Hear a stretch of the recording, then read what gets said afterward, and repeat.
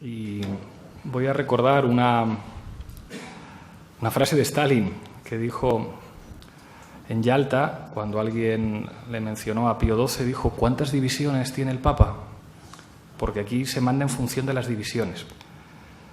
Entonces podríamos decir que el problema de Tsipras es que es un traidor, que no tiene a lo mejor la misma convicción que usted.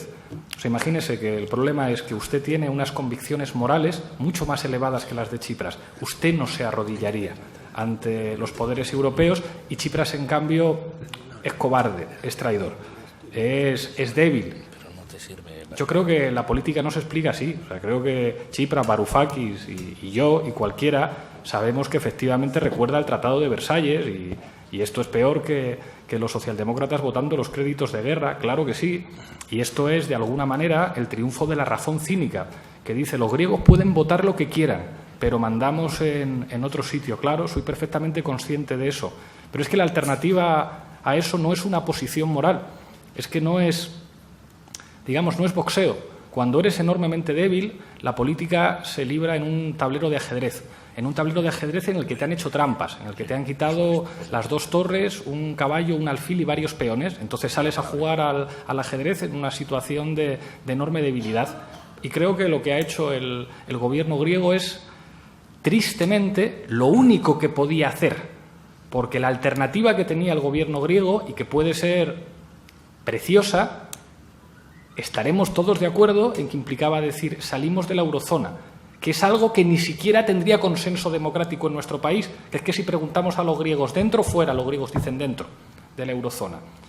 Y con los instrumentos administrativos de un Estado que son enorme pequeños. Alguien podría decir: claro, pues esto es que no hay democracia en Europa. Pues claro que no hay democracia en Europa. Y claro que la democracia es incompatible con una moneda única que controla un Banco Central Europeo que no responde a controles democráticos. Si el diagnóstico lo tenemos todos claro. Incluso si alguien me dice: el capitalismo es irreformable y ontológicamente abyecto como sistema de organización de la economía. Pues claro, yo lo sé.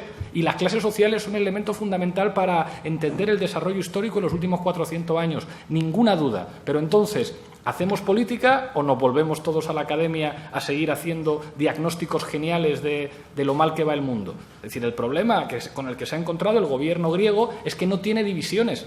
Es que calculaban que iba a existir algo parecido a un sentimiento de respeto democrático en la Troika y en los países del Eurogrupo, de que si la mayor parte de los griegos decían apoyamos al gobierno, iban a hacer más concesiones. Y lo que nos hemos encontrado es que los señores que mandan en Europa son antidemócratas, son lo contrario a un demócrata. Sin embargo, tienen medios de comunicación suficientes para que digan: no, no, no, los demócratas son estos. El problema es el populismo, que destruye la democracia y los valores de Occidente, que es lo que dicen y amplifican los medios de comunicación. Pero ¿cuántas divisiones tenemos? Cuando no tenemos divisiones, cuando en política no tienes poder, no tienes nada. En política no cuentan las razones, no cuentan los intelectuales brillantes que te apoyan, no cuenta tu capacidad de diagnóstico en los libros. En la política cuenta el poder. Y un Estado del sur de Europa tiene muy poquito poder. Y en la intervención anterior apuntaba que es lo único que podemos hacer: acumular un poquito más de poder administrativo para doblarle el brazo a los socialdemócratas y que giren. Es lo único que podemos hacer.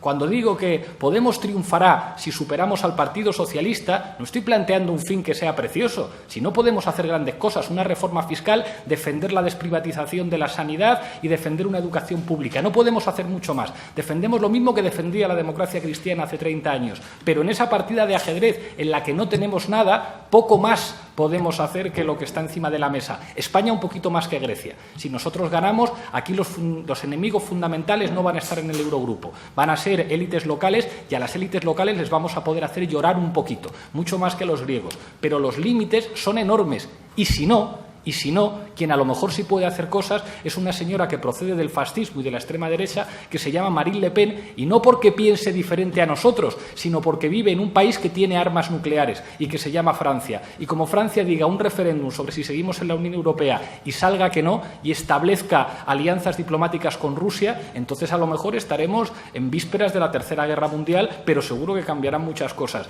¿La política es bonita? No, es absolutamente horrible, abyecta, es lo peor, pero esto es, digamos, estamos hablando de un libro, es decir, esto no es una rueda de prensa en la que hablamos en otros términos. Lo que ha demostrado la situación que hay en Europa es que la política depende del poder que tienes.